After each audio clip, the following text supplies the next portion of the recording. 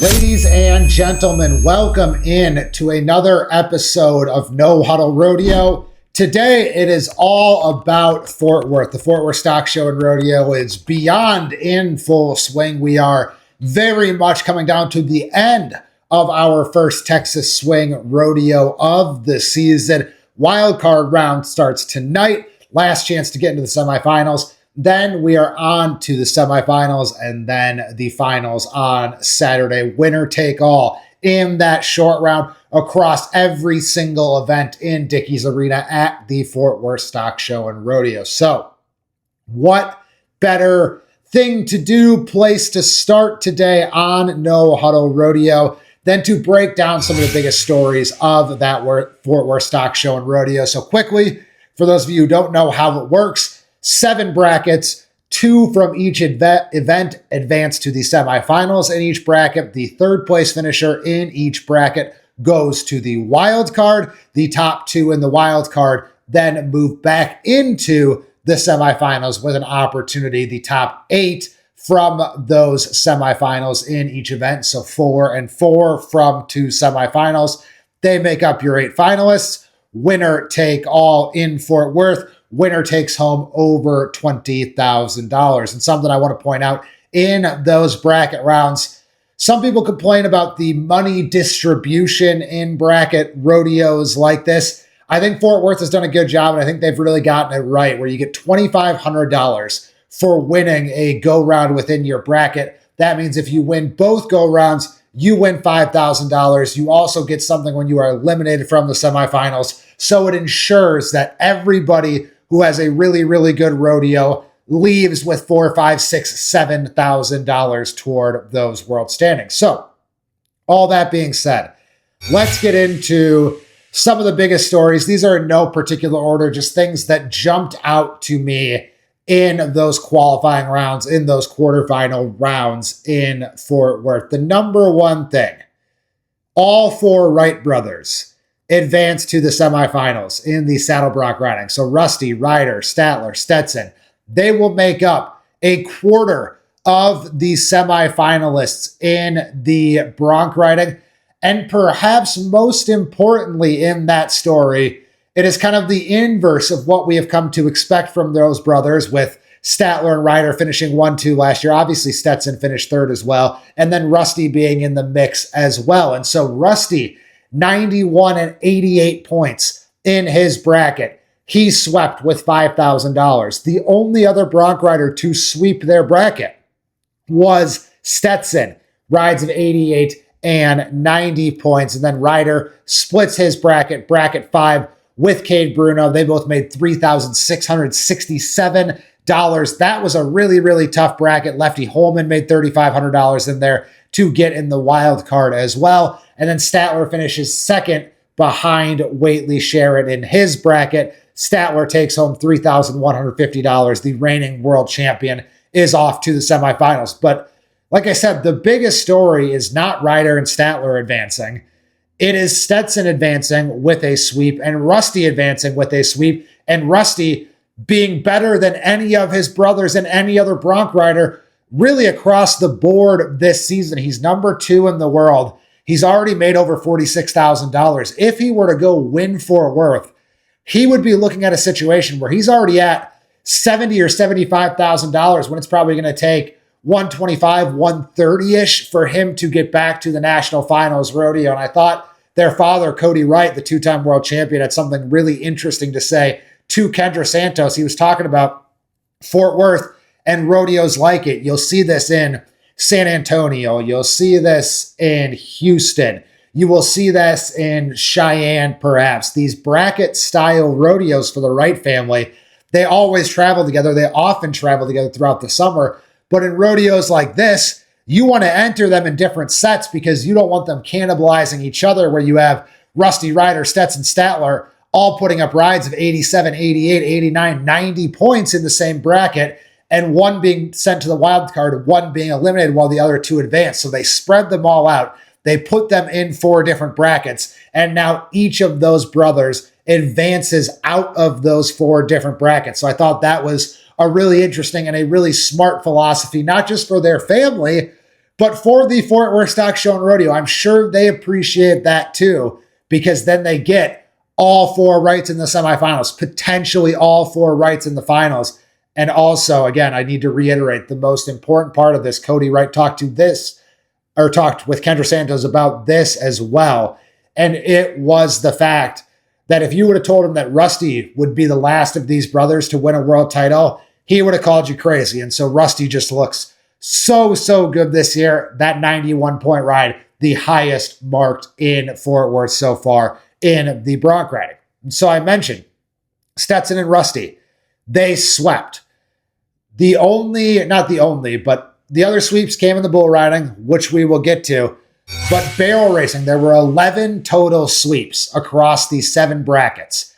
5 of them came from the barrel racing. So just some across the board dominant performances in the barrel racing. And it all came from cowgirls who made the national finals rodeo in 2025. So the best of the best in the barrel racing in a nice setup there at Dickies Arena really showed out. Emily Beisel wins bracket 1, $5,000. She sweeps that one. Haley Gibson Stillwell, $5,000 in bracket 2. Carly Otero, who won multiple go-rounds at the NFR. She was 16.26 and 16.08 to win both rounds in bracket 4. Haley Kinzel wins bracket 5, both rounds of $5,000. And then last but certainly not least, the reigning world champion in bracket 7, Cassie Mowry, runs of 16.61 and 16.19 seconds. So a lot of dominant barrel racing performances, and that's really set up in the semifinals. Those are, to me, the ones to watch. Everyone I just listed, Emily Beisel, Haley Gibson Stillwell, Carly Otero, I almost lost my train of thought there. Haley Kinzel, Cassie Mowry as well. And so those are the 5 that we should really pay attention to, because they have proven very quickly and better than any other event, those barrel racers have proven that they are forces to be reckoned with inside Dickies Arena. The other storyline with forces to be reckoned with to me came in brackets 5 through 7 in the bull riding. Frankly, through the first 4 brackets, the bull riders really struggled. They were 3 for 16 in bracket 1. They were 1 for 16 overall in bracket 2. 3 for 16 again in bracket 3. In bracket 4, it was a little better. They rode 4 or 5 bulls. They were 5 of 16, but things really picked up in bracket 5 because there were 3 straight sweeps in bracket 5, in bracket 6, in bracket 7, all from really good bull riders, all from bull riders who could 100% win this rodeo. Hayden Welsh, 89.5 points and 90 points in bracket 5. He was the only one with 2 rides of 89 points or more in the qualifying rounds in Fort Worth in the bull riding. Tristan Hutchings, 88.5 and 88 points. He wins both rounds of bracket 6. Quinn Anderson, though, 87.5 points, 84 points. He made the only other 2 qualified rides in bracket 6. So Tristan Hutchings rides 2. He's number 1 in both rounds. Quinn Anderson rides 2. He is number 2 in both rounds. And then Creek Young finishes it off, 87 points and then 89 points. Mason Moody, second in both of those rounds. Jax Mills going to the wild card for an 86-point ride. 3 rides of 86 points or better in bracket 7, round 2 last night. But that's interesting because in those 3 brackets, and then you also throw in what happened with Quinn Anderson. So those 3 brackets with the winners and then with 1 second place ride, they made 7 rides of 87 points or better. In the first 4 brackets, there was only 1 such ride. That came from Luke Mackey. He is also 2 for 2. And we need to mention as well, Strand Smith, 2 for 2 with ground money. He actually made more money than anybody else in bracket 3, $9,725. To go back to the money, Hayden Welsh made $6,000. Tristan Hutchings made $8,000. Creek Young made $7,000. Obviously, ground money, a big factor in that bull riding. I want to get into the bareback riding too, because I think across the board, our semifinalists are the most interesting overall in the bareback riding. Clayton Bigelow back in the semifinals from bracket 7. Rocker Steiner and Cole Reiner from bracket 6. Sam Peterson and Tilden Hooper, they traded blows in bracket 5. Sam won round 1. Tilden wins round 2. Jess Pope out of bracket 4. Nick Pelkey, the reigning champion, goes to the wild card. Bracket 3, Wasey Shala made $4,700. Richie Champion made $3,700. Bracket 2, some young guns. Cooper Cook, who has been to the NFR. Gavin French, who could be a breakout star. They're both off to the semifinals. And then in bracket 1, Jake Lee's 89.5 points to win bracket 1, round 2. Very impressive ride there. He took $4,400 out of bracket 1. Leighton Berry, back from injury, back from a long layoff. He made $4,000 in bracket 1 as well. And then Oren Larson, who like Jake Lee's, finished on the bubble, just missed out on the national finals rodeo this past year. He is the wild card from bracket 1. So just a lot of storylines, but more so than any other event, I feel like the bareback riding, these semifinals, you look up and down, that those are NFR rounds. When you look at pretty much everyone who was at the National Finals Rodeo or has been to multiple National Finals Rodeo makes up a majority of those semifinal qualifiers.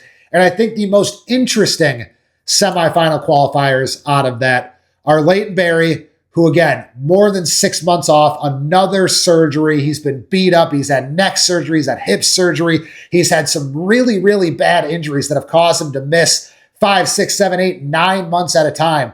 But every time, because this dude is a physical freak, we saw him run a High Rocks race in an hour, which if you don't know, is an incredibly impressive combination of lunges and wall balls and lifting and running and just all around athlete stuff. He is healed up enough to be an elite level overall athlete when compared to other athletes, and healed up enough to come back from another injury in the bareback riding to make $4,000 to be in the mix there.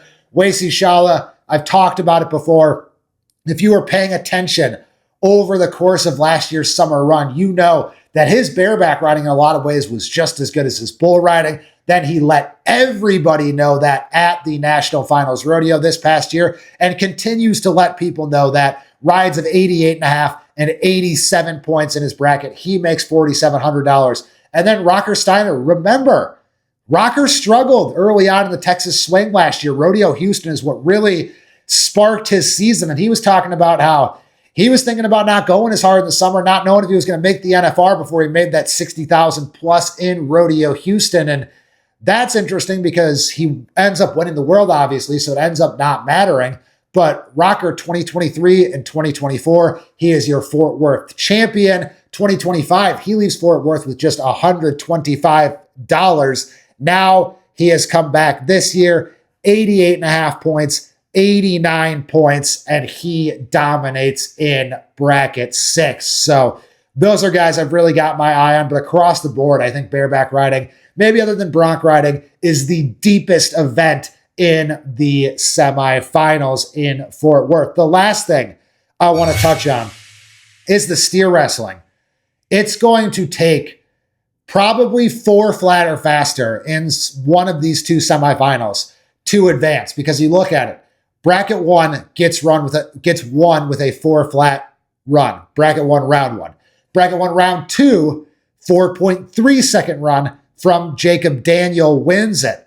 That's interesting, because after that, every single run that won a round for the next 12 go rounds was 4.1 seconds or faster. 10 of those 12 were in the threes. And so you just look at across the board, Cash Robb, the 2024 NFR average champion, he in bracket 6, round 1, 3.5 seconds. He follows it up with a 4.1 second run. Bridger Anderson, 3.6 in bracket 4, round 1, 4.0 after that. Justin Schaefer in the same bracket, 4.4 and 3.9. Mason Couch had a 3.4 second run. Landris White had a 3.4 second run. Tanner Bruner, who has won this rodeo before with a 3.7, he made a 3.7 second run. And so you just look at what it is going to take. Like I said, it's going to be very, very competitive. All of these guys know it. And also, there is a bonus now that if you make a run of 3.6 seconds or faster in a tour rodeo, in a playoff series rodeo, you get a $2,000 bonus on top of whatever you win from the rodeo. So these guys are all going to be going for it. We have seen 3-4s already. We have seen an average winning time in these rounds between 3.7 and 3.8 seconds. And I think the steer wrestling is going to be electric because of that. Like I said, I would not be surprised if the times are 3.9 or faster is what it takes to get the job done and move on to the finals. And then from there, we will see what happens in the finals. And so I know there's some events we didn't touch on, but I just wanted to get you primed with the biggest stories that we have in this rodeo so far, some things to watch going into the wild card. I promise going into the finals and during the finals, we will cover every single event. So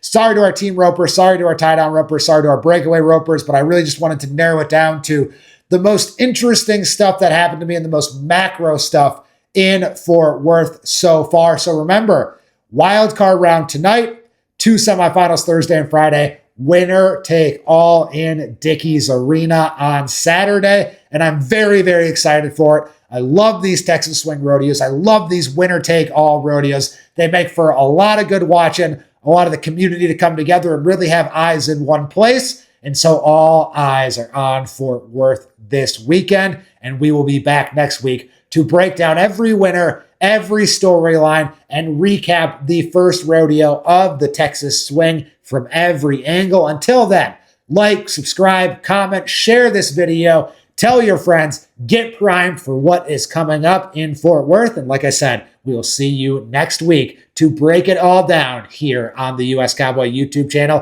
Thanks for watching. We'll see you then.